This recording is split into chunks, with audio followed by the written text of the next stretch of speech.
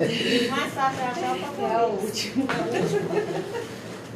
tem nem no ar, né? Então, irmão, nós vamos estudar agora o capítulo de número 20 do livro de Apocalipse. São apenas 15 versículos. E nós vamos ler, então, aqui, já começa o capítulo 20, já começa a 7ª sessão paralela, né? De 7 sessões paralelas que viemos estudando, né? Do capítulo 1 ao 3, que fala das 7 igrejas. Do 4 ao 7, que vai falar dos 7 selos, né? E assim sucessivamente. E agora nós estamos caminhando para a última sessão paralela.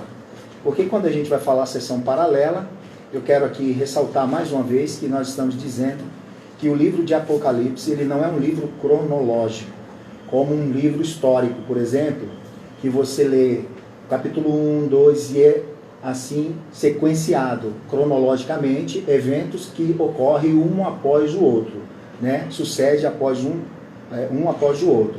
Então o livro de Apocalipse, ele não é um livro para ser estudado dessa maneira, mas nós estamos entendendo ele como 7 sessões paralelas. O que é isso?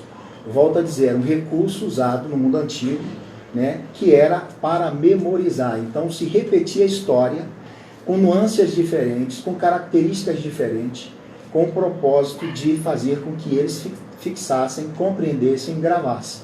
Era a estrutura, eles não tinham, assim, com tanta facilidade, a questão escrita, enfim.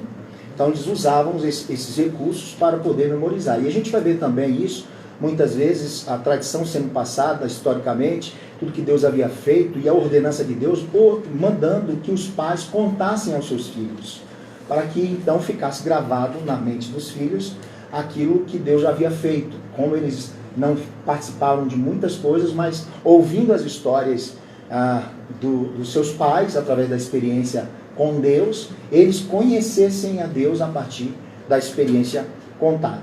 Então, são 7 sessões que já viemos estudando, e são as mesmas coisas, só que com nuances diferentes, com focos, perspectivas diferentes. E cada vez que vai passando de sessão para sessão, ela vai intensificando a coisa. Ok? Então, deu para entender até aqui? Tá? Porque é importante que a gente compreenda isso, principalmente agora que vamos estudar o capítulo 20. Então, tendo essa compreensão, fica muito mais fácil para poder, então, aqui na introdução, a gente tentar esclarecer. E vamos ver o que a gente consegue trabalhar aqui nesse primeiro momento. Tá, ok? Então, diz assim a palavra do Senhor, Apocalipse capítulo 20. Vai falar sobre a prisão de Satanás, né? E também o milênio, né? E a primeira ressurreição. Diz assim a palavra do Senhor. Então vi descer do céu um anjo. Tinha na mão a chave do abismo e uma grande corrente. Ele segurou o dragão, a antiga serpente, que é o diabo, Satanás, e o prendeu por 1000 anos. Lançou-o no abismo, fechou-o e pôs selo sobre ele, para que não mais enganasse as nações, até se completarem os 1000 anos. Depois disso, é necessário que ele seja solto por pouco tempo. Vi também tronos, e nestes sentaram-se aqueles às quais foi dada a autoridade de julgar. Vi ainda as almas dos decapitados por causa do testemunho de Jesus, bem como por causa da palavra de Deus, tantos quanto não adoraram a besta, nem tampouco a sua imagem, e não receberam a marca na fronte e na mão, e viveram e reinaram com Cristo durante 1000 anos. Os restantes dos mortos não reviveram, até que se cumpra os 1000 anos. Esta é a primeira ressurreição. Bem-aventurado e santo é aquele que tem parte na primeira ressurreição. Sobre esse, a segunda morte não tem autoridade. Pelo contrário, serão sacerdotes de Deus e de Cristo e reinarão com ele os 1000 anos. Verso 7. Quando, porém, se completarem os 1000 anos, Satanás será solto da sua prisão. Sairá a seduzir as nações que há nos 4 cantos da terra, Gog e Magog, a fim de reuni-las para a peleja. O número dessas é como a areia do mar. Marcharam então pela superfície da terra e sitiaram o acampamento dos santos e a cidade querida. Desde o céu, desceu, porém, fogo do céu e o consumiu. O diabo, o sedutor deles, foi lançado para dentro do lago de fogo e enxofre, onde já se encontram não só a besta, como também o falso profeta, e serão atormentados dia e noite pelos séculos dos séculos. Vi um grande trono branco, e aquele que nele se assenta, de cuja presença fugiram a terra e o céu, e não se achou lugar para eles. Vi também os mortos, os grandes e os pequenos, postos em pé diante do trono. Então se abriu o livro, ainda outro livro, o livro da vida, foi aberto, e os mortos foram julgados segundo suas obras, conforme o que se achava escrito nos livros. Deu o mar os mortos que nele estavam à morte, e o além entregaram os mortos que neles haviam, e foram julgados, um por um, segundo as suas obras. Então a morte e o inferno foram lançados para dentro do lago de fogo. Esta é a segunda morte, o lago de fogo. E se alguém não foi achado escrito no livro da vida, esse foi lançado para dentro do lago de fogo. Amém? Que Deus nos abençoe, que o Senhor nos capacite, nos dê graça, unção, capacidade para poder compartilhar esse texto. Amém?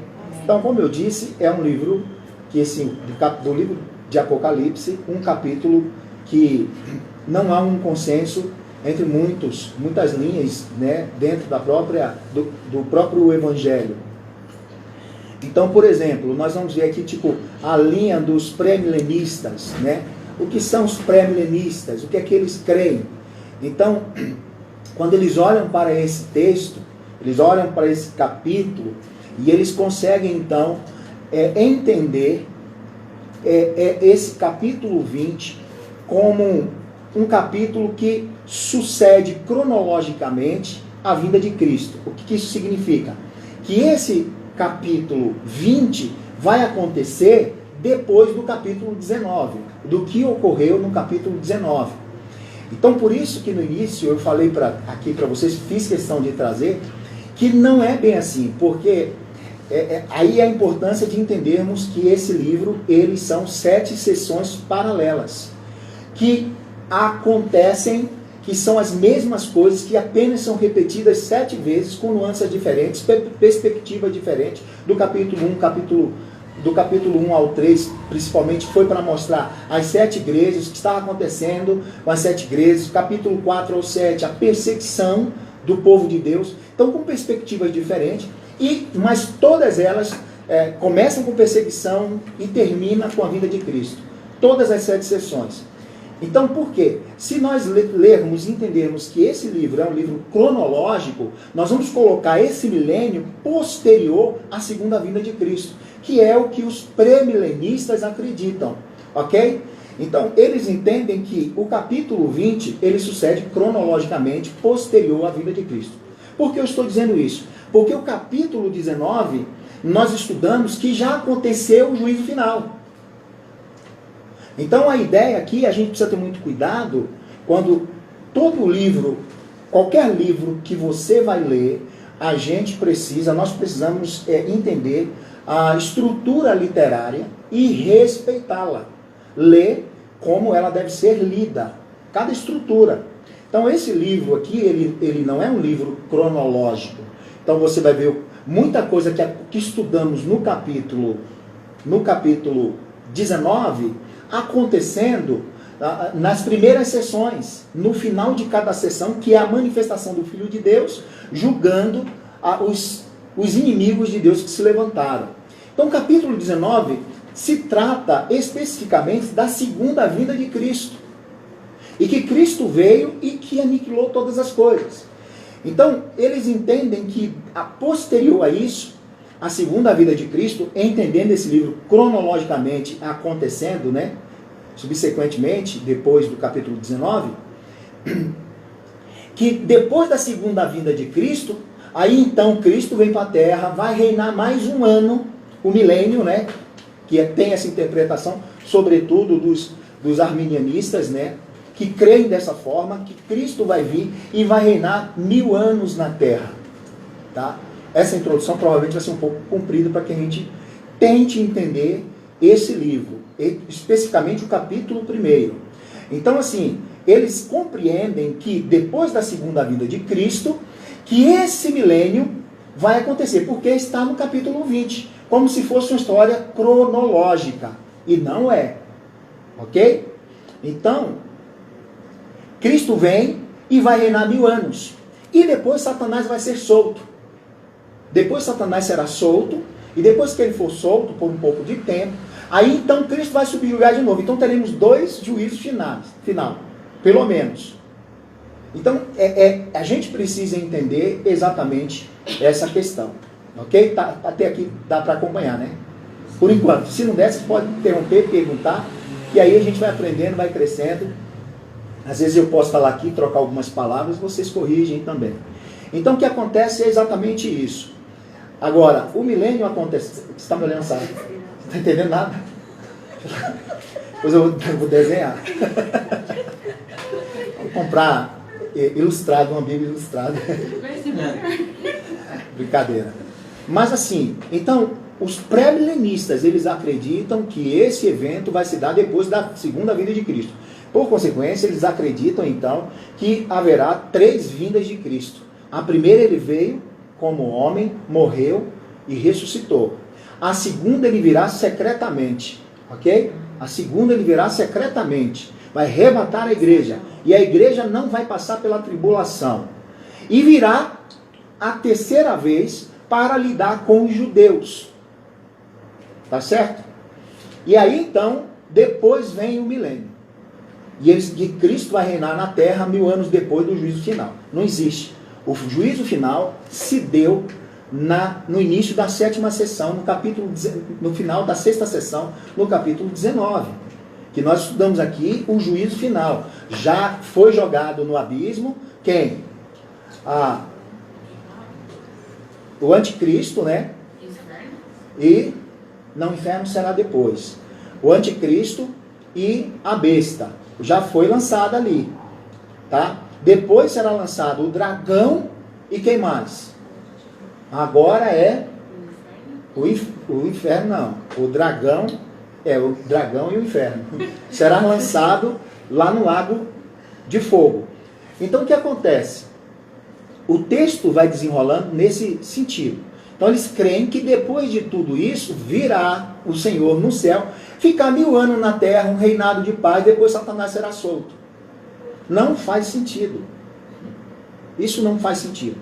Até porque, sobre a questão das 3 vindas de Cristo, não existe lugar nenhum na Bíblia que mostre que Jesus virá secretamente. Todos os versículos, principalmente os evangelhos e o próprio Cristo falando, que Cristo, quando vier outra vez, todo olho verá. Toda língua confessará, todos verão, assim como um raio que sai do ocidente, se mostra no ocidente, assim há de ser a vinda do Filho do Homem. Visível, todo olho verá a vinda de Cristo. Então não existirá uma vinda secreta. Não existe em nenhum lugar na Bíblia que encontre respaldo para isso. Então, e aí o grande problema é que você, para dar certo uma interpretação, você tem que fazer um arranjo em outro para poder combinar. Só que a regra de ouro para a interpretação da Bíblia é a Bíblia interpreta a própria Bíblia. Eu não posso interpretar aquilo que a Bíblia não diz. Então a Bíblia não nos diz em nenhum lugar que teremos 3 vindas de Cristo. A primeira foi como homem, que ele morreu e ressuscitou, foi crucificado e ressuscitou. A segunda, que seria secretamente para levar a igreja. E terceiro, ele virá então para levar os judeus. Então não existe isso, ok? Na Bíblia nós não encontramos 3 vindas de Cristo, mas apenas uma. A primeira ele já veio e agora a segunda ele virá e todo olho verá. Nós entendemos que os últimos dias, ele encontra-se da primeira vinda de Cristo, é um período, uma era, desde a vinda de Cristo até a sua segunda vinda. É o período que nós estamos entendendo. Porém, o que os pré-milenistas acreditam é que esse relato bíblico aqui, ele sucede cronologicamente. É um fato novo que irá acontecer após a segunda vinda de Cristo, descrita no capítulo 19, como eu já disse. Então, nós que cremos como amilenista, entendemos que o capítulo 20, ele é o início de uma outra sessão, ok?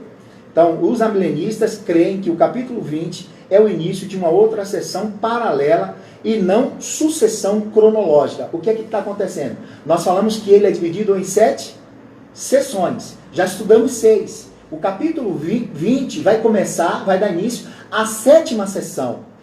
Paralela, ou seja, é a mesma coisa do que já aconteceu. Então, a primeira sessão, a segunda sessão é a repetição da primeira sessão, a terceira sessão é repetição da segunda e assim sucessivamente. Tá mais claro? Ok? É desta forma. Só que cada vez que apresenta-se uma sessão, ela tem nuances diferentes, intensificação diferente e perspectiva diferente. Aponta para uma coisa. A sexta sessão dá muito mais ênfase em quê? Ao final. As primeiras sessões vai mostrar a perseguição da igreja. Vai mostrar a presença do Senhor com a igreja. Vai mostrar os inimigos perseguindo a igreja, martírios da igreja, mas o Senhor vindo e salvando a sua igreja. Então é assim todas as 7 sessões. Tá certo? Então eu fui maçante aqui, talvez redundante aqui, para poder a gente compreender melhor isso aqui. Então Apocalipse 19, do 19 ao 21, já nos levou ao final da história. Portanto, o capítulo 20 não é um fato novo que vai acontecer posterior à segunda vinda de Cristo, porque a vinda de Cristo é a consumação do século. A igreja será levada, os inimigos já foram lançados no abismo.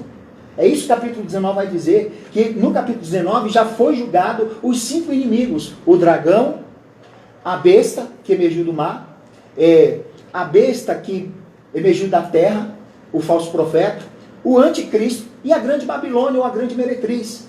Então no capítulo 19 eles já foram sentenciados. E não apenas esses, mas também os reis e todo o povo que levou o nome da besta, o número da besta na sua mão e na sua fronte. Portanto, no capítulo 19 evidencia o final de todas as coisas. O capítulo 20 está então retrocedendo algo que já aconteceu. Ou seja, nós cremos, amilenista, que o reino de Deus já foi implantado. Quando esse reino de Deus foi implantado? Foi implantado quando Cristo veio a primeira vez. E ele mesmo disse que o reino de Deus foi inaugurado na terra. Quando João perguntou, quando estava em crise, perguntando acerca de Jesus, se ele era mesmo o Messias ou deveria vir outro, qual foi a resposta de Jesus? Dizer a João que os mudos falam, que os surdos ouvem, que os cegos enxergam, os mortos ressuscitam, e o evangelho, o reino de Deus é proclamado entre os povos.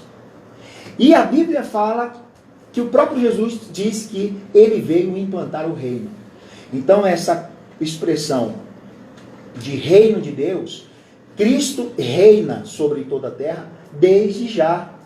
E o reino de Deus já foi implantado. E nós estamos aqui porque somos representantes do reino de Deus. E em Cristo, nós já estamos reinando com Cristo. Nós já estamos reinando com Cristo. Nós fazemos parte do reino. Ele não deixou de ser rei. A Bíblia diz que quando Cristo subiu ao céu, Deus o exaltou soberanamente, dando-lhe o nome sobre todos os nomes, né?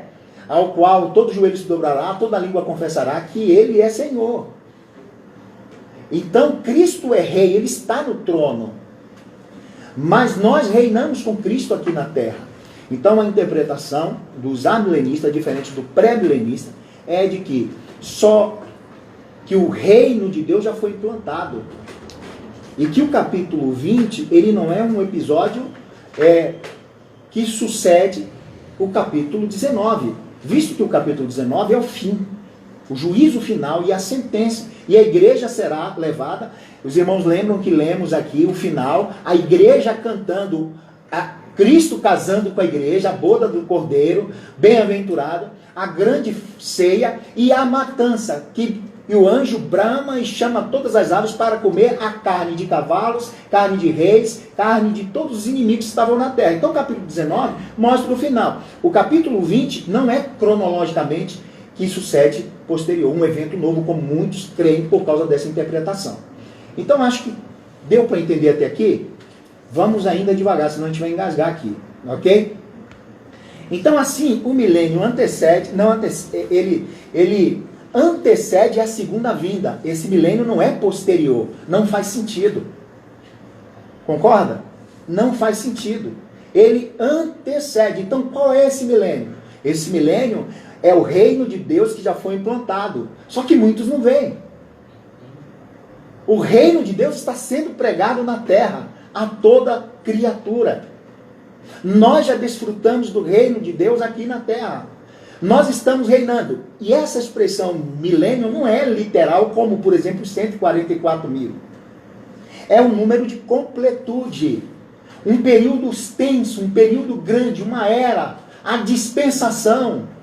Que antes de Cristo o reino não havia sido implantado. Satanás estava enganando as nações, todos os povos. E agora não podem mais enganar, porque Deus salvará todos os eleitos. O evangelho chegará a todos. Amém? Então, essa interpretação de que o milênio é posterior, ela vai da linha dos pré-milenistas, que acreditam, primeiro, que a igreja será levada secretamente, a igreja formada de gentios, tá certo? E que ela será levada invisivelmente e ninguém vai perceber. Tem um filme que ele é muito pré-milenista, que é bem antigo, que é aquele livro, aquele filme que é Deixados para Trás.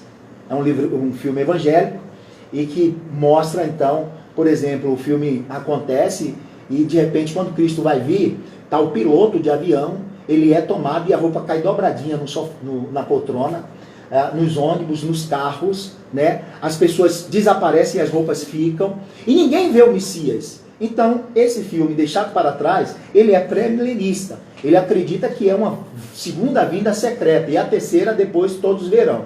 A Bíblia nunca deu em nenhum lugar, até o próprio Cristo, dizendo que Cristo iria, e que assim como ele subiu ao céu, ele voltará e todo olho verá. Jesus vai dizer, olha, ninguém se engane, quando você é ali está o Cristo. Vai lá, ninguém vos engane, porque quando o Filho do Homem vier, todos verão, todos enxergarão. Então, esse milênio, esse pré-milenista acredita nisso, que a igreja será levada. A igreja formada de gentios. Aí incorre um outro erro grave, porque a igreja não é só formada de gentios, a igreja é formada de gentios e judeus. Por exemplo, os apóstolos eram judeus. Os discípulos, os 120 que estavam no cenáculo, orando e que todos foram cheios do Espírito Santo, eram judeus. Então a igreja do Senhor é uma só, formada de gentios, formada de judeus. Gentios é a expressão para todos povos, todas as nações que não eram judeu. Então a igreja é uma só, formada de gentios e de judeus. Então quando Cristo levar, Jesus não vai levar os gentios e depois os judeus. Não existe isso na Bíblia, ok?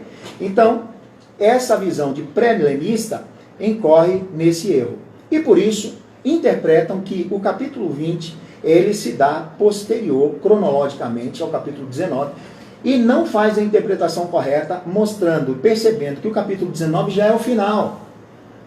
Todo o julgamento já foi feito e agora Cristo já casou com a noiva. E a noiva está no céu, na boda do Cordeiro. Então como que agora ele está no céu e vai descer para reinar 1000 anos? Para quê?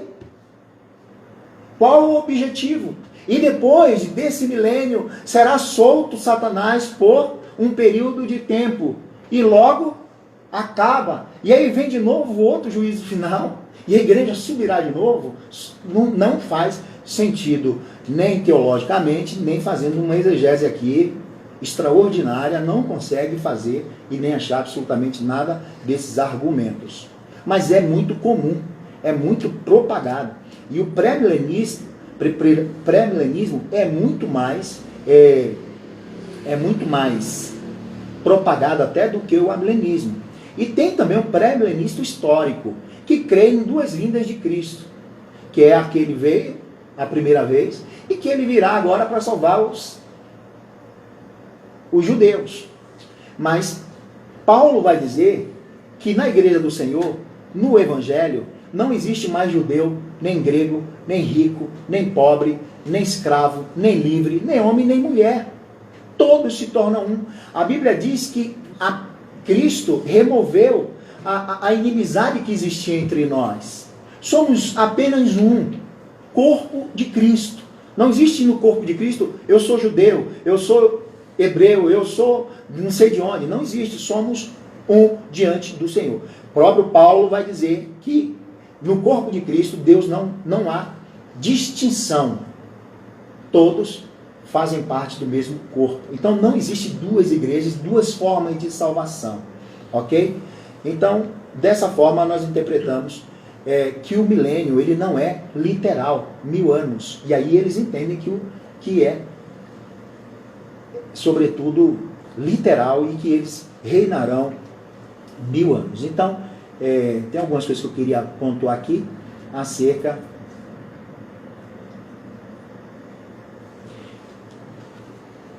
Bom, não encontramos nenhuma ideia na Bíblia, depois nós vamos ver alguns textos bíblicos aqui, não existe nenhuma ideia da Bíblia do milênio terreno, em lugar nenhum. E aí depois, se vocês quiserem tirar dúvida, porque aqui a gente não tem tempo, depois vocês pesquisam na Bíblia e você não vai encontrar nenhuma ideia desse milênio terreno aqui nessa terra, depois da vinda de Cristo. Ora, nós já estamos no céu, os mortos já ressuscitaram, já subiram com Cristo, o corpo já foi transformado. O que nós vamos fazer aqui 1000 anos na terra, se no céu é bem melhor? O grande problema é que muitas vezes o livro de Apocalipse é interpretado como nós falamos aqui, cronologicamente. No capítulo 7 está na ordem cronológica dos fatos, como não está, na ordem cronológica.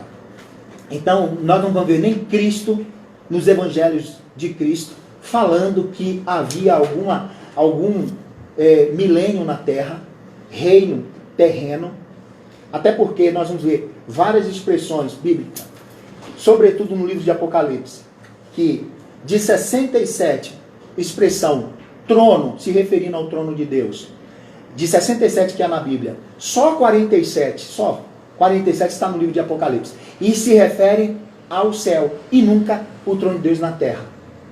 E nós vamos ver que muitas vezes se falando de trono terreno, que é o trono de Satanás, aonde ele estabeleceu o seu trono na terra. O próprio Cristo dizendo que ele é o príncipe desse século. Então, nós vamos assim, por parte, entendendo. Nem nas epístolas paulinas e nas gerais, quais são as epístolas gerais? Que eram circuladas para todas as igrejas, que todos liam.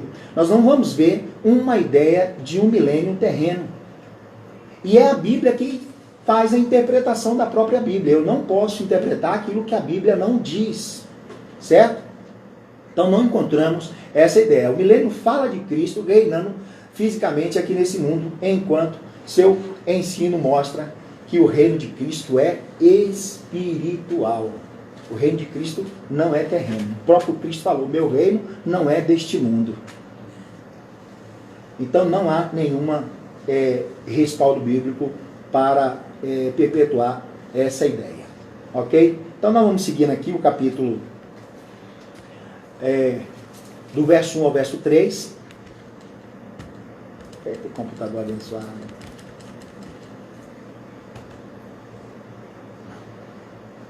Do verso 1 ao verso 3.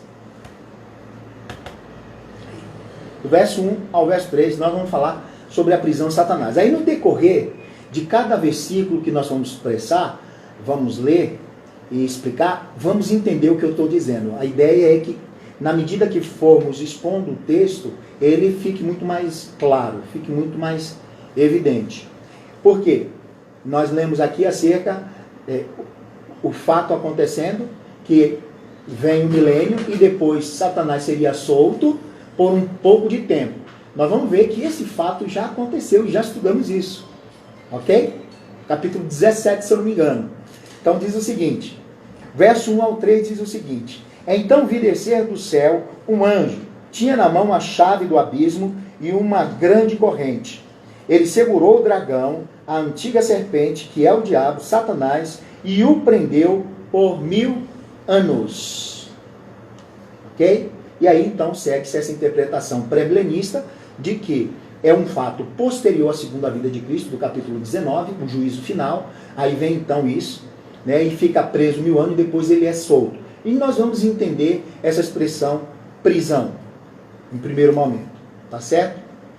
Então a gente observa aqui, versículo 2: e segurou o dragão, a antiga serpente, que é o diabo Satanás, e o prendeu por 1000 anos. Lançou-o no abismo, fechou-o e pôs selo sobre ele, para que não mais enganasse as nações, até se completarem os 1000 anos. Depois disso, é necessário que ele seja solto por pouco tempo. Até aqui por enquanto. Já é muito para a gente poder falar hoje. Então o que acontece? João vê o anjo com a corrente na mão e amarrando, prendendo a antiga serpente. Correto? Não é isso que o texto diz? Que é o dragão, Satanás. E ele é lançado no abismo e é selado, ou uma tampa, o abismo há uma tampa. E nós vimos isso no capítulo 9, se eu não me engano, quando é destampado ali o abismo, que aquelas almas, aqueles demônios saíram, né? Como se tem uma tampa, o abismo, uma tampa, e ele está preso ali. Ok. Então, a gente precisa ver e interpretar com cuidado. Primeiro, logicamente, dá para perceber que essa ideia de corrente não é física. Por quê? Como você vai pôr uma corrente em um espírito? A ideia de corrente, a ideia de prisão na Bíblia, sobretudo no aspecto de demônios, de principados, é limitação do seu poder. É limitação do seu poder. Então a primeira coisa que a gente precisa entender é exatamente isso. Então, vou ver se acha aqui para a gente ir caminhando pela Bíblia, tá? Capítulo 9, verso 1. Deixa eu achar aqui. Se alguém achar, lê para mim mais rápido, que eu estou aqui meio... Eu não consegui aqui. Capítulo 9, verso 1 diz assim: o quinto anjo tocou a trombeta e viu uma estrela caída do céu na terra, e foi-lhe dada a chave do poço do abismo. O que está falando no capítulo 20, nós estamos vendo aqui aonde? No capítulo 9. Concorda comigo? Versículo 11. O que é que diz o versículo 11? O versículo 11 diz assim: e tinha sobre eles, como seu rei, o anjo do abismo, cujo nome era em hebraico é Abaddon, e em grego é Apolion. Ok? Quem é? Que é o próprio Satanás, o próprio diabo. Enganador. Vamos ver aqui o que é que diz mais. O verso 11, capítulo 7. Capítulo 11, verso 7. Diz assim: quando tiverem então concluído o testemunho que devem dar, a besta que surge do abismo pelejará contra elas, e as vencerá, contra a igreja, tá? Contra os testemunhos do Senhor. O capítulo 11 é assim, versículo 7. Quando tiverem então concluído o testemunho que devem dar à igreja, tá? A besta que surge do abismo será solta por pouco tempo, aqui, já no capítulo 11 falando de novo. Ok? Pelejará contra ela e as vencerá e matará. E o seu cadáver ficará estirado na praça da grande cidade, que espiritualmente se chama Sodoma e o Egito, onde também o seu Senhor foi crucificado. Espiritualmente, não é fisicamente o lugar. Ok? Então, capítulo 20, verso 1 ao 3, vai falar as mesmas coisas. Então, o capítulo 20, volto a afirmar, não é um fato que acontece posterior à segunda vinda de Cristo e o juízo final. É uma repetição. Ele se torna para esse período de dispensação. Volta a dizer o que era. Ok? O que período eles estavam. Então, aquele poço era fechado. No capítulo 9 a gente viu isso. Ele tinha uma tampa que poderia ser aberta. O verso 2 do capítulo 9 diz exatamente isso. E agora, no capítulo 20, está dizendo que ela foi selada. Então, ele será lançado ali. João vê o anjo também com uma chave do abismo. É isso que vai dizer o verso 1 ainda. E com uma grande corrente. Então, a ideia de o diabo estar preso não significa que ele está inativo, inerte e não está fazendo nada. Ele tem sim. Lutero disse que o diabo é um cão que está na grande coleira de Deus, que vai até onde Deus quer que ele vá. Só vai até onde ele quer que ele vá. Nesse sentido, ele está preso, ele está amarrado. E Deus não precisa de uma corrente de verdade. De verdade. Apenas com o poder da sua palavra. Então ele foi limitado. E ele foi limitado quando? Quando que Satanás foi preso? Posterior à vinda de Cristo, à segunda vinda de Cristo, como muitos interpretam o capítulo 20, de maneira nenhuma. A prisão de Satanás se deu não na segunda vinda de Cristo. A prisão de Satanás se dá na primeira vinda de Cristo. Uma outra regra de ouro para interpretar um versículo, um texto obscuro, é procurar um texto claro, que a Bíblia vai dizer. Então, o próprio Cristo no Evangelho de Lucas vai dizer que ninguém, antes de entrar à casa do valente, primeiro tem que amarrar para depois saquear os seus bens. Jesus falou isso nos evangelhos. Então, quando Cristo veio, a Bíblia diz que Cristo veio e ele expôs Satanás. Ele venceu Satanás. Ele despojou Satanás. E o expôs publicamente, não no ato da sua segunda vinda, na primeira vinda. Quando Jesus manda que os discípulos saem para pregar o evangelho, o que os discípulos veem? Contando alegre ao Senhor, que viu Satanás caindo como um raio, e que no nome de Jesus, eles eram expulsos. Ali foi limitado o poder de Satanás. E agora o evangelho tem que ser pregado a todas as criaturas, e o diabo não pode mais enganar todas as nações, porque os eleitos receberão o evangelho de Deus e serão livres. Não tem como. Satanás só vai cegar os que pertencem a eles. Mas os eleitos de Deus jamais serão enganados. Jamais serão enganados. A Bíblia diz exatamente isso. Então, trazendo a ideia, é que quando ele está preso, não é no sentido literal. E a gente interpreta muito o livro de Apocalipse literalmente. Um espírito acorrentado. Não tem como prender um espírito.